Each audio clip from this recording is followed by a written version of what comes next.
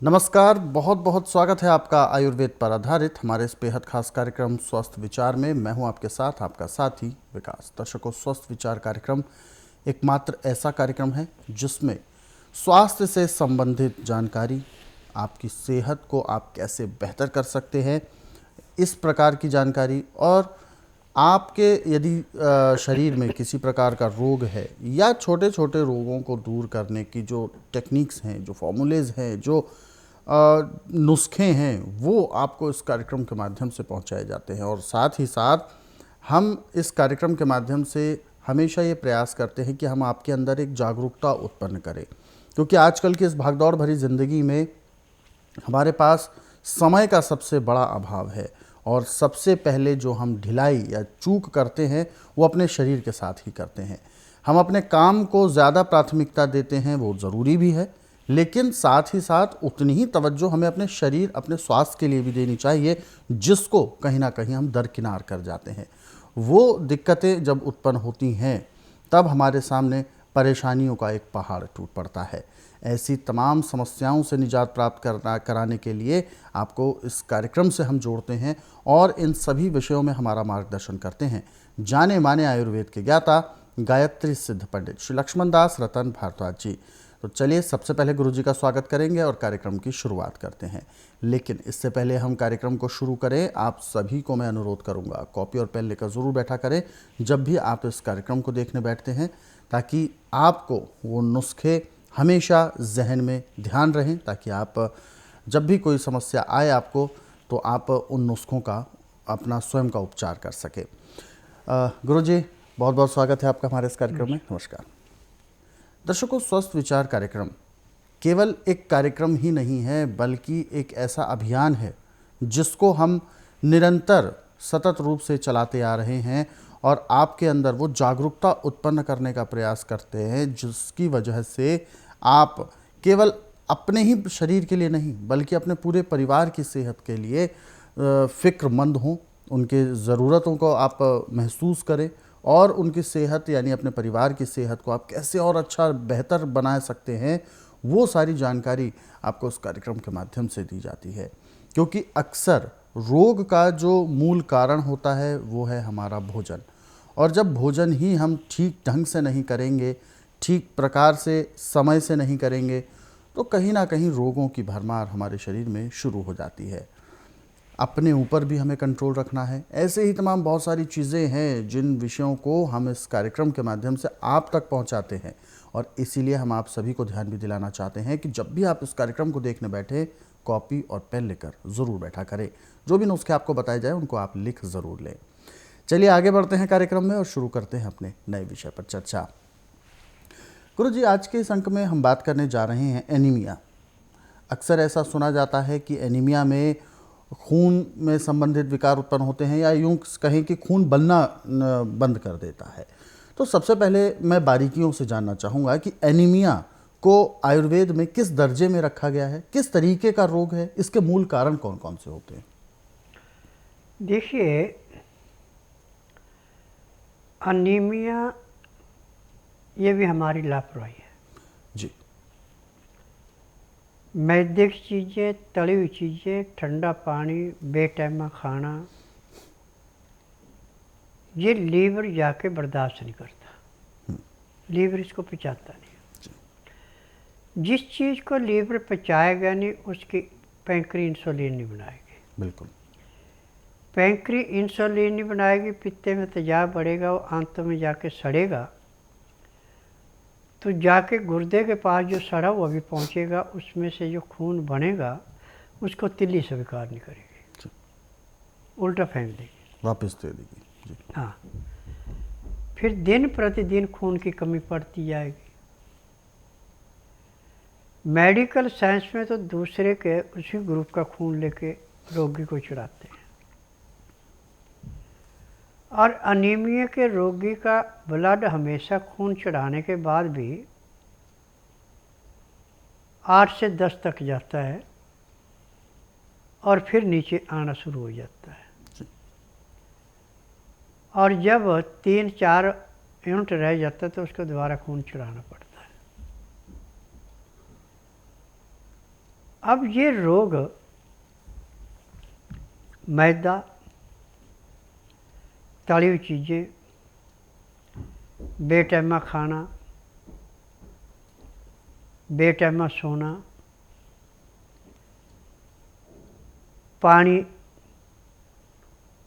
शुद्ध ना मिलना, इसका एक अनेक कारण है। परंतु इसको ठीक करने के लिए आज पूरे संसार के अंदर एलोपैथी में तो सीधा फार्मूला के दूसरे खून लेके चढ़ा दो।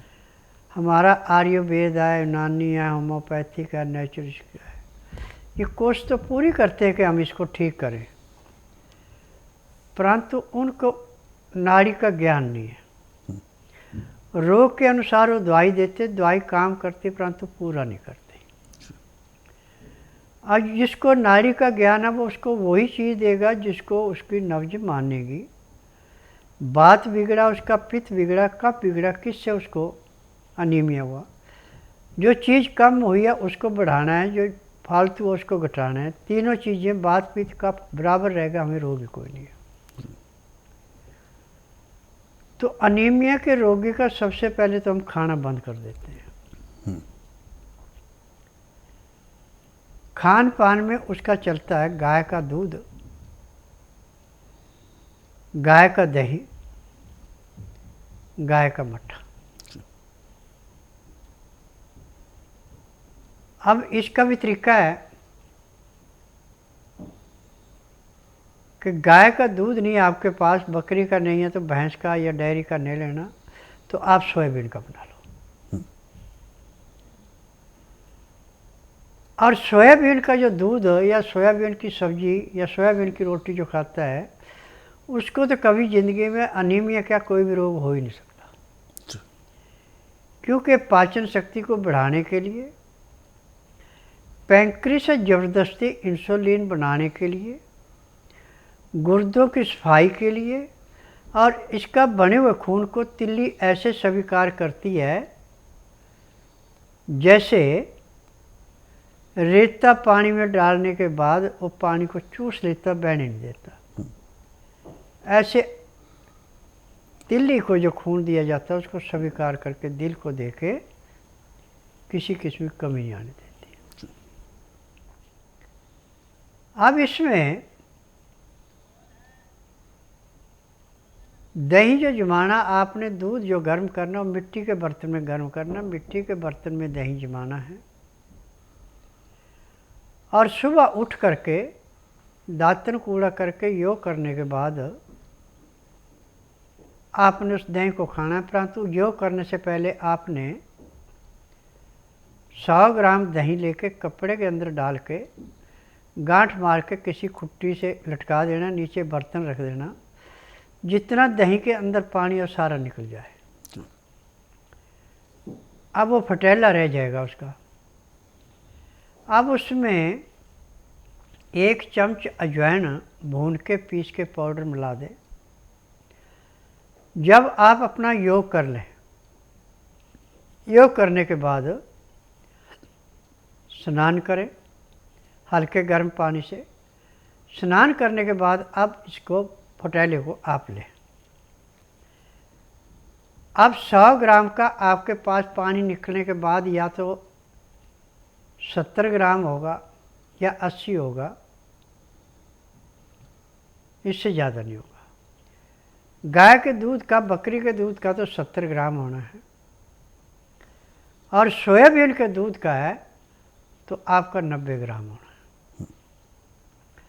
अब इसको खाने में आपने कम से कम आधा घंटा लगाना, थोड़ा थोड़ा करके, और अच्छी तरह चबा चबा के खाना है। जो अजवाइन आपने पीस रखी है वो भी फिर भी आपको दांतों से थोड़ी सरकेगी।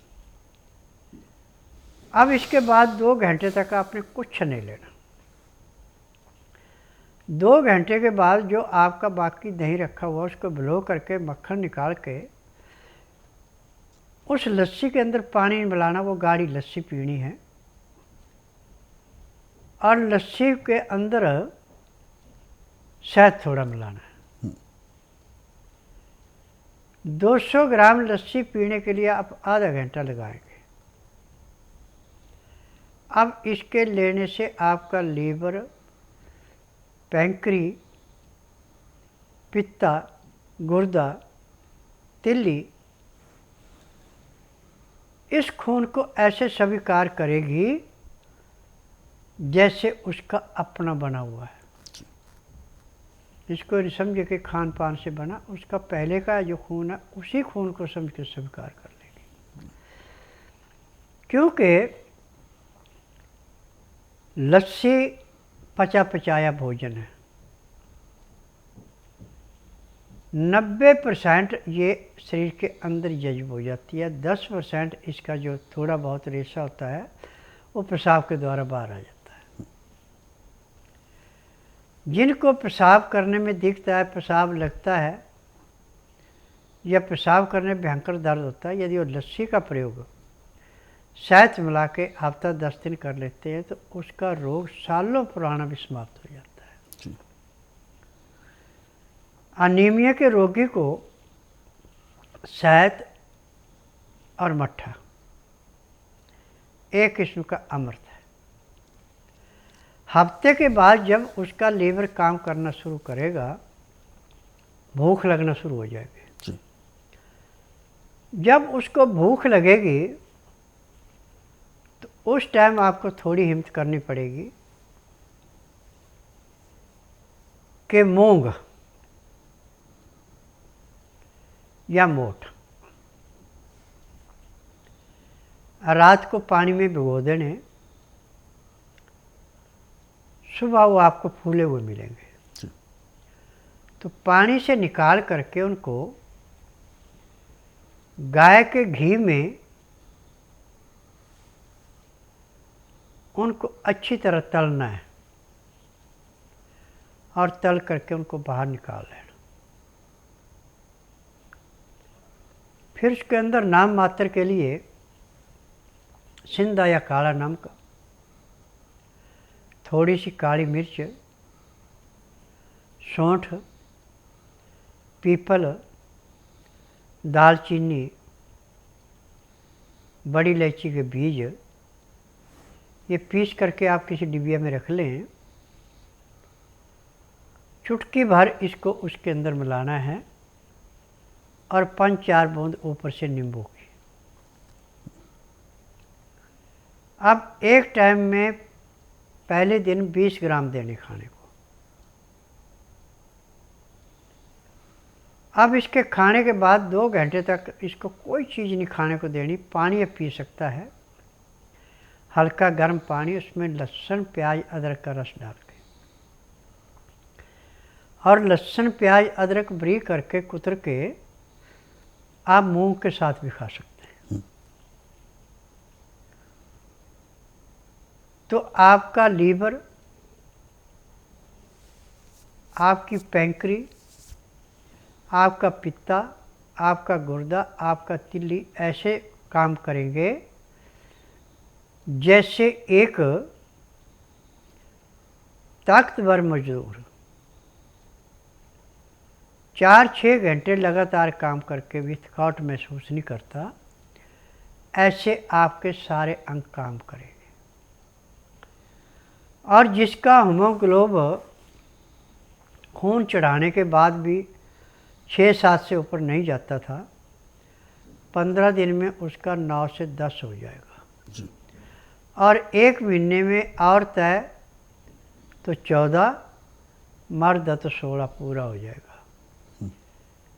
अब जब तक वो दोबारा किसी किस्म की गड़बड़ी नहीं करेगा, नॉर्मल खाना खाएगा, जिसमें किसी नाज को खाना उसकी चोकर नहीं निकाल के फेंकेगा, दालें छिलके वाली, सब्जियां छिलके वाली खाएगा, काला नमक या सिंधा नमक, काली मिर्च, जीरा, अजवाइन, सौंठ, पीपल, बड़ी इलायची इसका प्रयोग करेगा, परंतु कम मात्रा में, ज़्यादा नहीं। तो अब आखिरी सांस तक उसको कोई रोग नहीं होगा। मेरा नाम प्यारेलाल शर्मा है, मैं अमृतसर से आया हूँ। लास्ट ईयर मैंने अमृतसर में हाथों का ऑपरेशन कराया था। मेरे हाथों में ब्लड की सप्लाई रुक गई थी, तो इसलिए मैंने अमृतसर में ऑपरेशन करवाया था। यहाँ मैक्स हॉस्पिटल में चेक कराया तो उन्होंने बताया कि ऑपरेशन होगा। तो ऑपरेशन कराने के बाद साल बाद मुझे फिर बाजू में पेन होनी शुरू हुई है। तो मैंने फिर डॉक्टर को नहीं चेकअप कराया, हमारे रिलेटिव यहाँ से ठीक होकर गए थे। तो मैंने उनसे पूछा तो उन्होंने इनको एड्रेस दिया है स्वामी का। स्वामी से अब मैं दवाई ले रहा हूँ और परसों मैंने चेक कराया था, आज मुझे 70% फ़र्क लग रहा है, बाजू बिल्कुल ठीक लग रही है।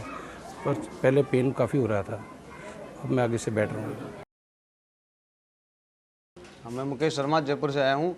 ये मेरी पत्नी साधना शर्मा, इनके मुंह से जो खून आता था दिन में 10 बार आ जाए 8 बार आ जाए, बैठे बैठे इसके मुंह में ऐसे खून आया करता था कुल्ला कुल्ला टाइप में, और दिन में 10 बार कम से कम आया करता था।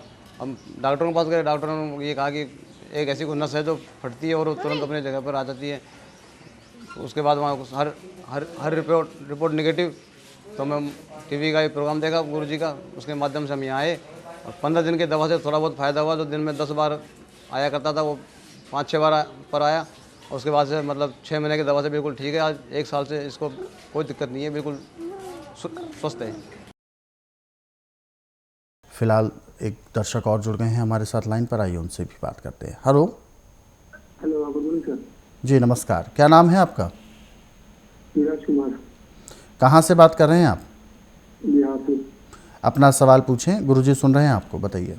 गुरुजी, आपका प्रोग्राम बहुत अच्छा लगता है। आप जैसा वेद को अब इस समाज में सख्त जरूरत है। आपसे बात बहुत मुश्किल से हो रही थी, बहुत बार फ़ोन किया लेकिन आपका फ़ोन ही नहीं मिल पाता, बार आज बहुत दिनों बाद जाके फ़ोन लगा है। बिल्कुल, आपने अपनी शुभकामनाएं और अपना अनुभव हमसे साझा किया, उसके लिए धन्यवाद। बताएं क्या सवाल है आपका? जैसे कि मेरा सवाल ये था कि मेरे दादाजी इधर डेट कर गए तो मुझे टकला होना पड़ा। तो मैं चाहता हूँ कि वैसे कि ऐसा नुस्खा बताएं कि जो मेरे बाल लंबा तेजी से बढ़ जाएं, इसी बारे में पूछना था। तेजी से बाल बढ़ जाएं, उसके लिए नुस्खा चाहते हैं? देखो बेटा, बालों को बढ़ाने के लिए से तो हमारे पास एक नहीं सैकड़ों नुस्खे हैं, परंतु सबसे आसान जो नुस्खा है वो है कि बरसात के मौसम में बढ़ के पेड़ से टहनों से जड़ें निकलती हैं नीचे को, वो जड़ें कोपल जड़ें ले लें, कम से कम किलो जड़ें होनी चाहिए। और 1 किलो ले लें आप अमर बेल होती है, पेड़ों पे पीले पीले धागे, उसमें पत्ता नहीं होता। इन दोनों चीज़ों को छोटा छोटा करके काट लें, फिर गोले का तेल या तिल का तेल लें, कम से कम 5 लीटर होना चाहिए। फिर इस तेल को स्टील की कढ़ाई के अंदर डाल के धीमी आंच पे उबालना है। जब तेल में उबाली आने लगे तो जो आपने अमर बेल और बड़ के टहनों की जड़ें जो नीचे को निकली थी कच्ची, वो आपने छोटे छोटे टुकड़े करके रखे, उसमें से 50-50 ग्राम उस तेल के अंदर डाल करके जब वो काली हो जाए तो उसको निकालते जाएं, दूसरी डालते जाएं। आपको इनको जलाने में कम से कम 5 घंटे का टाइम लगेगा। 5 घंटे के बाद जब ये जला लेंगे तो अपनी आंच बंद करके इसको बर्तन में ठंडा होने दें। ठंडा होने के बाद इसको कपड़े से छान करके हरे रंग की बोतलों के अंदर या प्लास्टिक के हरे रंग के डब्बे के अंदर इसको डाल दें, तेल को छान करके। अब इसके बीच में 100 ग्राम देसी कपूर मिला देना और इसको धूप में रखना है कम से कम 40 दिन लगातार। फालतू रह जाए और भी अच्छा है। दिन में 2 बार ढक्कन खोल के इसको हिलाना है। अब इसके बाद 40 दिन के बाद जितना भी बालों में तेल लगाना उसको लगाएं, अच्छी तरह मालिश करें। बाल लंबे भी होंगे और बाल यदि आपके सफ़ेद होने लगे तो दोबारा काले हो जाएंगे, और किसी किस्म का डैंड्रफ सा बालों के अंदर तो भी समाप्त हो जाएगा। और बाल जितने लंबे करने चाहें उतने लंबे आप इससे कर सकते हैं। ये बहुत ही पावरफुल नुस्खा है। बिल्कुल, तो जो नुस्खा आपको बताया है, और केवल आप ही के लिए नहीं बल्कि जो तमाम दर्शक हमारे साथ जुड़े हुए हैं इस कार्यक्रम में, उन सभी ने नोट ज़रूर कर लिया होगा। ये बहुत ही अचूक नुस्खा है जिसको आप अपने जीवन में अपनाएं, और ज़रूरी नहीं है कि जिनके साथ समस्या है वो इस नुस्खे को अपना सकते हैं, जिनके साथ समस्या नहीं भी है वो भी अपने इन नुस्खों को आजमा कर अपने बाल लंबे, घने और मजबूत रख सकते हैं। और ऐसे ही चीज़ें आपको जो बताई जा रही हैं इस कार्यक्रम में बहुत महत्वपूर्ण हैं, और इसीलिए हम आप सभी से गुजारिश भी करते हैं कि जब भी आप इस कार्यक्रम को देखने बैठे तो कॉपी और पेन लेकर ज़रूर बैठा करें। और दर्शकों, ख़ास तौर पर हम आप सभी को बताना चाहेंगे, इन कार्यक्रमों में जो नुस्खे, जो उपचार आप तक पहुंचाए जाते हैं, ऐसे ही तमाम नुस्खे और उपचार विशेष तौर पर आप पढ़ना चाहते हैं, समझना चाहते हैं, अपने खाली समय में या अतिरिक्त समय निकाल कर आप उनके बारे में विस्तार से जानना चाहते हैं, तो स्वस्थ विचार पुस्तकों के ज़रिए आप पढ़ सकते हैं। इन पुस्तकों को यदि आप 10 से 15 मिनट भी रोज़ाना पढ़ते हैं तो अधिकांश रोगों को तो आप घर बैठे ही दूर कर सकते हैं, क्योंकि सबसे बड़ी विशेषता इन पुस्तकों की ये है, इनमें जो औषधियों का वर्णन है, जिन चीज़ों को आपको औषधि के तौर पर इस्तेमाल करना है, वो सारी चीज़ें आपके रसोई घर में अमूमन उपलब्ध होती हैं। तो जिन चीज़ों को हम भोजन के तौर पर ग्रहण करते हैं, उन्हीं चीज़ों से हम अपना उपचार कैसे कर सकते हैं, वो सारी जानकारी आपको मिलती है। और ये समझें कि पुस्तकें आपके घर पर हैं, तो एक वैद्य 24 घंटे इन पुस्तकों के रूप में आपके साथ आपके घर में उपलब्ध है। पुस्तकें मंगवाने के लिए आपको हेल्पलाइन नंबर्स पर कॉल करना है, सुबह 10 बजे से शाम 5 बजे के बीच में। नंबर आपके टीवी स्क्रीन पर है। और हमारे इन कार्यक्रमों को यदि आप सरल, सुविधाजनक समय पर देखना चाहते हैं तो यूट्यूब के ज़रिए भी देख सकते हैं। हमारा यूट्यूब चैनल स्वस्थ विचार सेहत की बात, इस यूट्यूब चैनल को आप सर्च करें, सब्सक्राइब करें और इन कार्यक्रमों को ज़रूरतमंदों तक शेयर ज़रूर करें। फिलहाल वक्त इशारा कर रहा है इस कार्यक्रम में विराम देने का। गुरुजी, आप हमारे स्टूडियो में आए, कीमती मार्गदर्शन दिया, आपका बहुत बहुत धन्यवाद। नमस्कार। दर्शकों, आज के इस विशेष कार्यक्रम में बस इतना ही। आप सभी लोग स्वस्थ रहें, निरोगी रहें, इन्हीं शुभकामनाओं के साथ हम आपसे लेंगे इजाज़त। अगले अंक में आपसे फिर होगी मुलाकात एक नए विषय के साथ। तब तक के लिए मुझे दीजिए आज्ञा। नमस्कार।